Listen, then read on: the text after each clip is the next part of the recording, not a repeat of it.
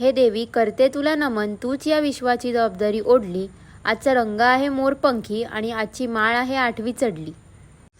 Cafe seat and ट्रीटला बहुत जल्द मिलेंगे असं म्हणत म्हणत आणि स्टँडवर पोचल्यावर मुक्त श्वास घेणाऱ्या भाऊंना हॅलो भाऊ असे म्हणत आमची स्वारी निघाली कुडाळला. आजचा प्रवाससुद्धा आपण लालपरीने करत आहोत.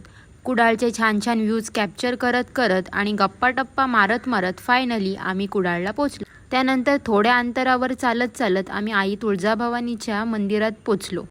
त्यानंतर आम्ही मंदिरात एंट्री केली आणि मंदिराचा स्ट्रक्चर तर ओव्हरऑल खूप छान होता.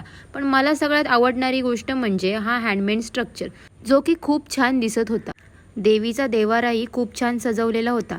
देवाराच्या दोन्ही साईडला तलवार लावलेल्या होत्या जे की मी फर्स्ट टाईम बघितल्या. आणि ह्याच्याबद्दल बोलायचं झालं तर मला माहिती नाही की याला काय म्हणतात आणि लेट मी नो जर तुम्हाला काय माहिती असेल तर कमेंट सेक्शनमध्ये प्लीज कमेंट करा. त्यानंतर आईचे आम्ही दर्शन घेतले. आईची मूर्ती पण सुपर क्यूट दिसत होती. त्यानंतर मी थोडेसे व्हिडिओज आणि थोडीशी फोटोग्राफी केली आणि बरोबर देवीच्या मूर्तीच्या खाली या छोट्या छोट्या मूर्तींची स्थापना केली होती. आणि व्हिडिओ शूटिंग घेताना एक फूल खाली पडला म्हणजे 100% काहीतरी इच्छा नक्की पूर्ण होणार. मग आली आमची लालपरी आणि आम्ही निघालो घरी. त्यानंतर मी आणि माझ्या 3 मैत्रिणी गेलो गरबा एन्जॉय करायला.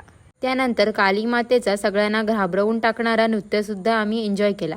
आणि आजचा व्लॉग इथेच संपला आहे guys. So please like share and subscribe.